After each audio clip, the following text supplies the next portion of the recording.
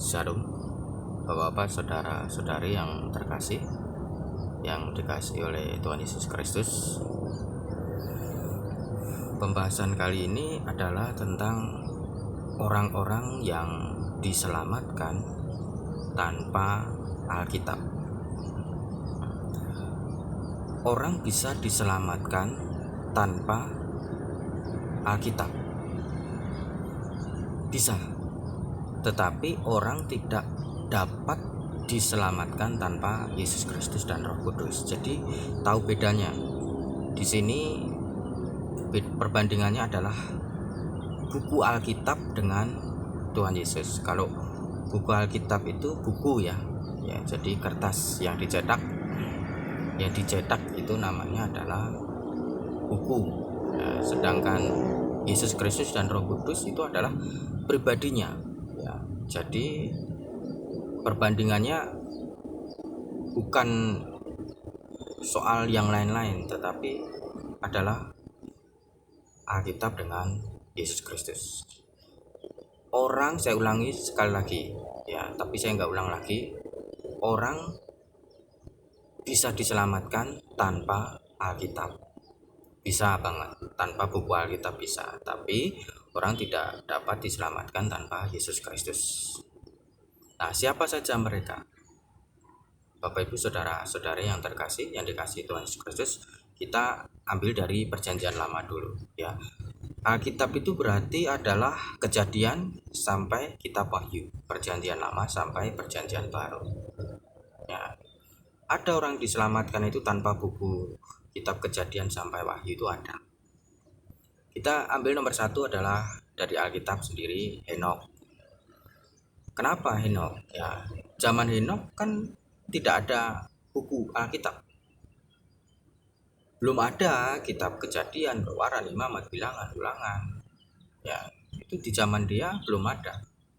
Tapi Henokh termasuk golongan orang yang terangkat ke surga hidup-hidup. Orang bisa masuk surga itu tanpa Alkitab. Ya, itu adalah salah satunya adalah Henokh. Lalu bapak-bapak gereja yang lain dari Perjanjian Lama, satu Henokh, ya selanjutnya Nuh juga sama. Dia bisa diselamatkan tanpa buku Alkitab karena Alkitab belum ada. Nuh, lalu masuk generasi selanjutnya Abraham, Ishak, Yakub. Jadi para tokoh utama pertama di dalam kekristenan itu justru cara mereka diselamatkan itu tanpa buku Alkitab. Nuh, lalu Abraham, Ishak, Yakub, Yusuf, sampai generasi Musa. Musa itu juga pertama kali dia ketemu Tuhan itu tidak pakai buku Alkitab. Ya, jadi belum ada kitab Kejadian, Keluaran, Imamat, Bilangan, Ulangan, apalagi kitab Wahyu belum ada. Musa itu ya, cara dia bertemu Tuhannya itu ketika dia mengembara ke Gunung Horeb ya, dengan mengembalakan domba di Gunung Horeb. Lalu dia melihat di situ api yang terbakar, tapi kok semaknya tidak terbakar gitu. Jadi dia mendekati, nah ternyata itu adalah Tuhan, malaikat Tuhan.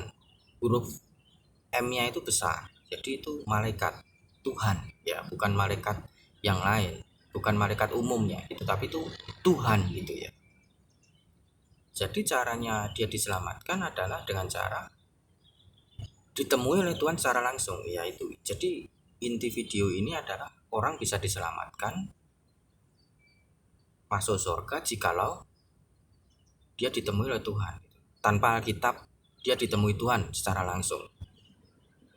Ya, Abraham, Ishak, Yakub itu ditemui Tuhan secara langsung, bukan ditemui buku Alkitab. Dia belum ada. Yaitu kalau di Perjanjian Lama ya.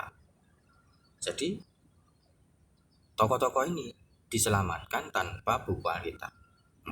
Kalau gitu berarti Perjanjian Baru ada ndak gitu yang diselamatkan itu tanpa buku Alkitab gitu. Ya, oke, kita ambil contoh. Kita langsung lompat ke Perjanjian Baru. Perjanjian baru siapa yang diselamatkan tanpa buku Alkitab? Nah, kalau ini berarti buku Alkitabnya adalah perjanjian lama, ya. Bukan bukan perjanjian baru juga gitu. Ya, karena sama lah gitu. Perjanjian lama, perjanjian baru gitu aja biar gampang. Tokoh yang pertama di perjanjian baru yang diselamatkan tanpa buku Alkitab adalah Petrus. Jadi Petrus itu diselamatkan tanpa buku Alkitab. Kenapa? Buku Alkitab perjanjian baru tidak ada, belum ada gitu. Jadi tidak bisa dikatakan bahwa Petrus itu diselamatkan melalui kitab perjanjian baru. Tidak pernah baca dia kitab perjanjian baru, membacanya ya, dalam arti membaca begitu. Petrus yang menulis malah menulis malah gitu, tapi dia tidak diselamatkan oleh buku Alkitab Petrus itu. Ya, kalau gitu apakah dia diselamatkan di plat kitab perjanjian lama gitu? Ceritanya begini kan. Waktu itu kan Petrus sedang menebarkan jalannya, sedang membersihkan gitu. Sudah selesai dari menebarkan jalannya, dia membersihkan, dan Tuhan Yesus naik di atas perahu perahu Petrus itu. Nah, di situ waktu dia sudah mengambil, ternyata jumlah ikannya banyak sekali gitu. Lalu dia berkata, malah dia berkata, pergilah daripadaku Tuhan, karena aku orang berdosa. Lalu Tuhan Yesus berkata, ikutlah aku gitu. Tidak ada itu, di situ dikatakan ada ayat Alkitab perjanjian lama itu yang membuat Petrus bertobat. Ayat Alkitabnya begini, begitu, gitu. Bunyinya begini dalam kitab Yesaya, begini dalam kitab Kejadian, begini, tidak ada. Tuhan Yesus cuma berkata, kamu ikut aku jadikan kamu penjala manusia. Itu bukan Alkitab, itu omongan Tuhan Yesus sendiri. Bukan buku Alkitab dalam bentuk buku gitu ya, maksudnya cetakan gitu, bukan. Ya, jadi Alkitab tidak perlu gitu terlalu ada yang anggap semua itu harus pakai Alkitab untuk diselamatkan. Ternyata tidak itu faktanya. Kita lanjut gitu. Petrus diselamatkan tanpa buku Alkitab, tapi dengan cara apa? Ditemui Tuhan secara langsung, ya, tanpa perantara, langsung ditemui Tuhan secara langsung. Ya, kita tidak boleh memandang rendah Alkitab, tidak boleh ya. Alkitab itu mulia, itu berharga, itu harus dijunjung tinggi dengan hormat ya. Ya, karena itu dari Tuhan gitu ya, dari alat dari Tuhan, sarana dari Tuhan. Siapa pribadi yang diselamatkan yang lain bisa masuk surga tanpa Alkitab gitu ya? Orang bisa masuk surga kalau dia menerima Yesus Kristus sebagai Tuhan dan Juru Selamat pribadi. Yang kedua adalah Sakeus. Sakeus ceritanya begini ya, Sakeus itu di atas pohon, lalu Tuhan Yesus menemui dia dan berkata, Sakeus turunlah, aku mau menumpang di rumah. Gak ada tuh Alkitab. Oh, Alkitab berkata begini, hukum Taurat berkata begini, bertobatlah ya, itu tidak. Itu yang kalimat dari Tuhan Yesus, Sakeus turunlah, aku mau menumpang di rumahmu. Itu jadi titik baliknya, titik balik dari keselamatan Sakeus itu yang membuat dia menerima Yesus Kristus sebagai Tuhan dan Juru Selamat pribadi. Gimana caranya Sakeus bisa diselamatkan tanpa buku Alkitab? Dengan cara Yesus Kristus menemui dia secara langsung. Tuhan Yesus temui dia. Lalu masih ada misalnya juga wanita yang mengurapi kaki Tuhan Yesus. Tidak ada ayat Alkitab berkata begini, itu nggak ada tuh. Tuhan Yesus mengasihi dia gitu. Dia terima Tuhan Yesus. Oke lah, itu para tokoh dari murid Tuhan Yesus. Bagaimana yang tidak pernah ditemui Tuhan Yesus secara fisik? Siapa? Langsung ya, tokoh yang tidak pernah ditemui Tuhan Yesus secara fisik adalah Paulus. Paulus tidak pernah menjadi murid Tuhan Yesus gitu kan, secara fisik, secara tubuh jasmani itu kan. Paulus itu ahli Alkitab perjanjian lama, tapi itu tidak merubah dia, membuat dia menerima Yesus Kristus sebagai Tuhan dan Juru Selamat. Itu tidak membuat dia diselamatkan. Paulus itu ahli Alkitab bahasa Ibrani-nya yang asli. Bagaimana dia bisa diselamatkan? Ya, Yesus Kristus menemui dia secara langsung. Yesus temui dia ya ketika dia dalam perjalanan ke Damsyik mau membunuh orang-orang Kristen, mau menganiaya orang-orang Kristen. Lalu Tuhan Yesus datang dalam wujud cahaya menerangi seluruh keberadaannya. Mengatakan, Paulus, Paulus, Saulus, Saulus, mengapa engkau menganiaya aku? Sukar bagimu menendang ke galah rangsang. Saulus, Saulus, kenapa engkau menganiaya? Kalau Saulus tanya, siapa engkau? Aku adalah Yesus yang kamu aniaya. Tidak ada ayat Alkitab begini, begitu. Tidak ada. Cuma ada kalimat, aku adalah Yesus itu yang kau aniaya. Sukar bagimu menendang ke galah rangsang. Maksudnya itu gini, galah rangsang itu benda yang runcing. Misalnya itu tombak, itu kan runcing. Atau bambu runcing, itu runcing. Sukar bagimu nendang ke barang runcing. Coba kamu tendang ini sekenceng-kencengnya, makin kenceng kau makin sakit sendiri. Jika engkau melawan Yesus Kristus, kau melawan aku, engkau itu hanya menyakiti dirimu sendiri. Maksud Tuhan kepada Paulus itu ya, tidak ada pengertian dari perjanjian lama begini nggak ada. Cukup Tuhan Yesus temui dia. Bahkan ilmu, pengetahuan, pengajaran, doktrin dari perjanjian lama yang Paulus miliki itu bukan membuat dia diselamatkan, malah dia membuat dia membenci Tuhan. Jadi keselamatan itu tidak selalu dari buku Alkitab gitu ya, tidak semua orang bisa selamat itu karena Tuhan yang menemui ya. Dalam konteks ini orang-orang tertentu ya, pasti ada orang-orang yang diselamatkan dengan cara buku Alkitab banyak ya, sangat banyak orang diselamatkan melalui buku Alkitab, membaca buku Alkitab itu banyak. Tapi ada juga kelompok-kelompok orang yang tidak diselamatkan maksudnya, diselamatkan percaya Yesus Kristus sebagai Tuhan dan Juru Selamat itu tanpa buku Alkitab, itu ada juga. Jadi Tuhan itu fleksibel ya, Tuhan itu bisa segala cara, tidak terbatas satu sarana ya. Ada yang lewat perantara manusia, lewatnya pendeta, lewatnya temen ya, ada yang lewatnya pekerjaan. Ada orang menjadi Kristen karena pekerjaan ya, kerja di sekolah Kristen, kerja di yayasan Kristen gitu, jadi dia baptis gitu. Pekerjaan perantara pertamanya ya, mungkin motivasi pertama tidak bersih gitu ya, bersih mencari Tuhan bukan, tapi ya lama-lama juga bisa dibersihkan. Awal-awalnya enggak ya, motivasinya banyak hal, bukan selalu motivasi orang percaya Yesus itu karena buku Alkitab, tidak selalu. Nah di sini dalam konteks satu, orang itu bisa diselamatkan itu tanpa buku Alkitab itu kalau Tuhan Yesus menemui dia secara langsung. Ini hanya untuk orang-orang tertentu, jadi dalam peristiwa-peristiwa khusus. Nah sekarang di luar Alkitab ada tidak? Nah kalau baca buku-buku sejarah, kitab itu kan ada dibuat Paus tahun 382 kan. Nah terus Alkitab mulai tahun 382 dibuat Paus, dikumpulkan oleh Paus, disatukan oleh Paus. Nah selama abad 4, 5, 6, 7, 8, 9, 10 sampai percetakan ada 1440 kemarin ya. 144 sekian gitu. Nah di situ orang bisa ketemu Tuhan bagaimana cara ya, padahal di Indonesia sudah ada Majapahit, sudah ada Sriwijaya, sudah ada Kerajaan Medang Kamulan gitu. Ya sudah banyak kerajaan-kerajaan di Indonesia.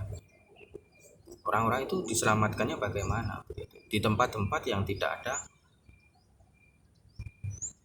buku kitab suci ya, caranya gitu, Tuhan temui dia cara langsung. Nah saya pernah dengar kesaksian orang bertobat ya, petapa ya, dari pokoknya ada satu daerah orang bertapa begitu. Waktu dia bertapa dia disentuh, dan sebagai petapa itu biasa ya disentuh oleh suatu makhluk alam roh. Nah, lalu kemudian karena itu awalnya beda, tidak seperti biasanya itu, lalu dia buka mata dan dia melihat manusia cahaya. Dia mengakui dia adalah Yesus Kristus Sang Firman. Ya, dia ikut Tuhan Yesus. Ya, itu ada petapa itu kisah yang pernah saya dengar. Ya. Dia ikut Tuhan Yesus. Jadi dia tidak bertobatnya melalui buku Alkitab, tapi melalui ditemui Tuhan Yesus secara langsung. Dia menerima Yesus Kristus sebagai Tuhan dan Juru Selamat pribadi tanpa buku Alkitab bisa. Ya, saya pernah dengar tuh kisah lama ya. Saya cari-cari nggak ketemu, tapi saya pernah dengar itu kisahnya seperti ini. Jadi waktu itu ada sopir taksi, ini padahal tahun-tahun puluhan kemarin ya, baru puluhan kemarin gitu. Ada sopir taksi, ada orang bule gitu, rambut gondrong, terus pakai sepatu lama gitu, minta dalam perjalanan. Lalu dia masuk ke gereja. Jadi dia masuk ke gereja, masuk lagi ke taksi, suruh nganter ke gereja yang lain lagi, masuk ke gereja, sampai ke gereja yang terakhir, ke rumah yang terakhir itu rumah bukan gereja. Lalu dia ngasih duit gitu, ditunggu sama supir taksinya udah ada gitu. Lalu dia datang ke rumah itu, masuk, ketemu ada orang di situ. Di mana orang yang difoto ini? Ada gambar Tuhan Yesus itu. Ini gambar Tuhan Yesus. Dia tadi naik taksi saya gitu. Nah, dia menerima Tuhan Yesus gitu karena mendapat kunjungan secara langsung dari Tuhan Yesus gitu. Nah, ada kisah yang lain saya. Satu kelompok yang seperti itu di penjara ya. Lalu ada orang buka pintunya, ayo keluar semua. Pintunya dibuka oleh dia.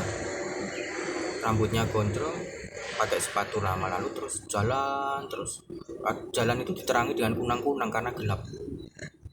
Jadi banyak orang diterangi kunang-kunang, jalan terus lalu sampai ke satu tempat, ke rumah gitu. Orang masuk situ, ditunggu lama nggak keluar. Akhirnya orang itu juga masuk ke dalam dan tanya orang situ, di mana orang di foto itu gitu. Di gambar itu Yesus Kristus ya. Mereka menerima Yesus Kristus karena kunjungan langsung dari Tuhan Yesus. Ada orang-orang yang dikunjungi Tuhan Yesus secara langsung gitu. Nah, kalau saya pribadi, ibaratnya saya diselamatkan juga tanpa buku Alkitab kalau saya. Karena pikiran saya sejak SMA, walaupun saya Kristen sejak kecil, pikiran saya mau membuat buku Alkitab sendiri gitu. Karena pikir saya Alkitab itu buatan manusia. Saya juga bisa membuat yang lebih baik, pikir saya gitu. Itu Alkitab agama Kristen itu hanya karangan manusia, itu pikir saya selalu gitu. Sampai satu titik saya juga ditemui Roh Kudus. Ya, saya stop semua. Saya melihat bahwa Roh Kudusnya wujudnya manusia tapi bercahaya gitu, kuat sekali. Ya, bukan setan, karena kalau di saya orang kampung tahu hadirat setan itu seperti apa. Ini beda gitu. Nah, saya percaya Yesus karena ditemui oleh Roh Kudus sendiri. Kalau ini pengalaman pribadi yang membuat saya bertobat, menerima Yesus Kristus sebagai Tuhan dan Juru Selamat dengan sungguh-sungguh. Kalau orang lain mau berdebat, nah itu kan pribadi saya gitu. Kalau saya tidak percaya Alkitab dulunya gitu, ya karena saya mengasihi Roh Kudus, mengasihi Yesus, saya belajar untuk mengasihi Alkitab. Ya, tapi bukan Alkitab itu yang membuat saya bertobat. Yang membuat saya bertobat adalah kunjungan dari Tuhan Yesus sendiri. Saya. Ya, ada orang-orang yang diselamatkan itu tanpa buku Alkitab gitu ya. Tapi karena dalam perkembangan selanjutnya, ya kalau sekarang sudah zaman Alkitab, kita belajar untuk mengasihi Alkitab, kita belajar mengasihi salib ya, termasuk itu wujud salib itu ya, gambar salib, itu simbol salib juga kita kasihi, Alkitab, sarana Alkitab kita kasihi, termasuk gereja kita kasihi, jubah efod jabatan kependetaan juga kita kasihi gitu ya, umat Tuhan kita kasih, semua yang dari Tuhan Yesus kita kasih gitu. Kalau kita udah ketemu Tuhan, kita mengasihi semua, seharusnya ya. Bapak Ibu, saudara-saudari yang terkasih, yang dikasihi Tuhan Yesus Kristus, demikian kisah saya. Semoga Tuhan memberkati.